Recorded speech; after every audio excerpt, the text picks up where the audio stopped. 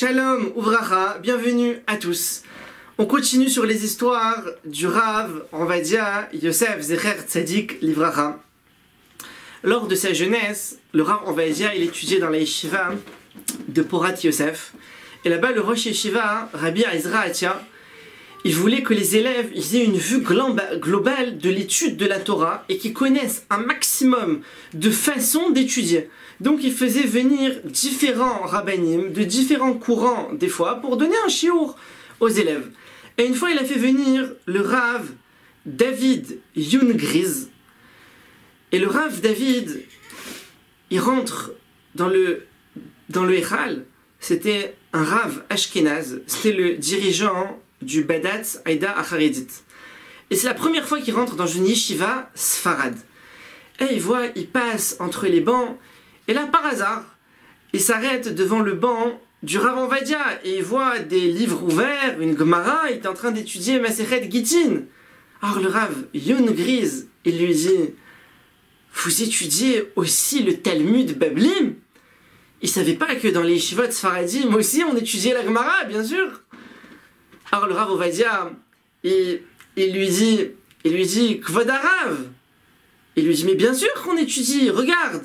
Et il prend le livre, il lui dit regarde la couverture. Il prend le livre et il le tourne, il lui montre la couverture et il dit regarde, il y a écrit Talmud Babli, il n'y a pas écrit Talmud Ashkenazi. Et il dit c'est pas que pour les Ashkenaz, c'est aussi pour nous.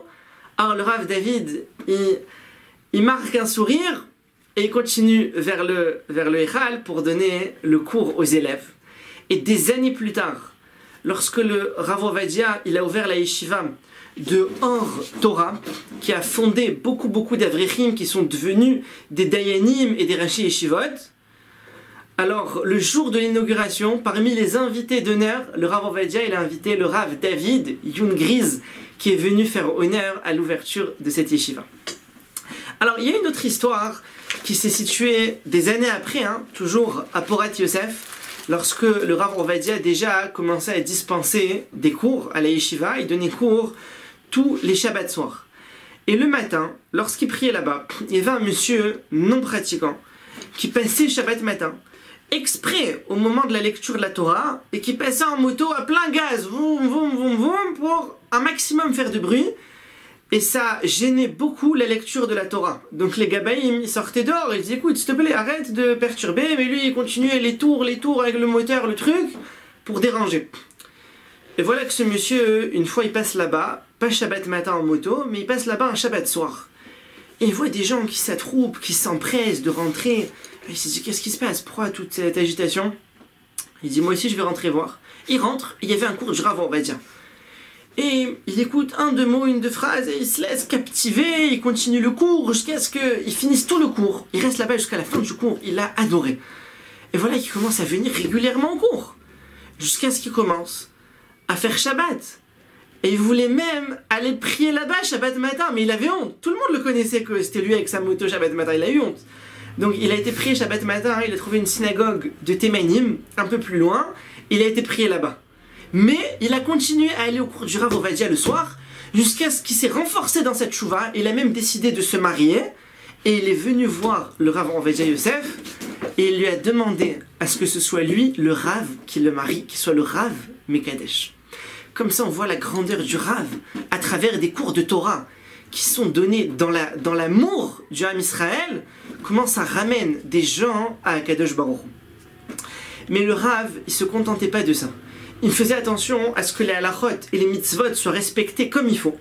Et il y a cette histoire où le Rav Ovadia, il avait réuni les sofrim de Yerushalayim, tous ceux qui écrivaient, les scribes qui écrivaient Tfilin, Mezuzot, Sefer Torah, et il leur donnait des cours de halachot sur les halachot sofrut pour être bien sûr que chacun connaît les halachot parfaitement, parce que dans l'écriture de Tfilin, si le sofer ne connaît pas parfaitement les halachot, pour une petite erreur, tout peut être pasoul sans qu'on le voit. Et là, le Rav, il passe avec eux les halachot, et voilà que lors d'un des cours, il en vient à la halacha qu'avant d'écrire une paire de tfilin, le sofer doit dire Leshem Kdushat Tfilin. J'écris ces parchemins maintenant pour la sainteté des tfilin. Et selon la halacha, s'il n'a pas dit ça, les tfilin sont pasoul. C'est pasoul, on le voit pas. C'est pas quelque chose qu'on voit, on le sait pas.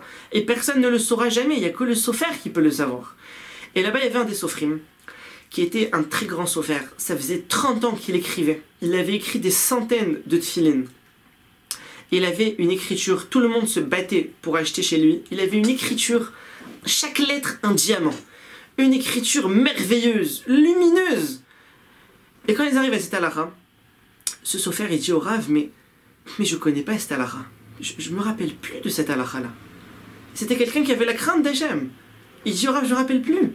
Qu'est-ce qui s'est passé? Il a commencé à écrire quand il était très jeune. Il a appris à ce moment-là bien les halakhot.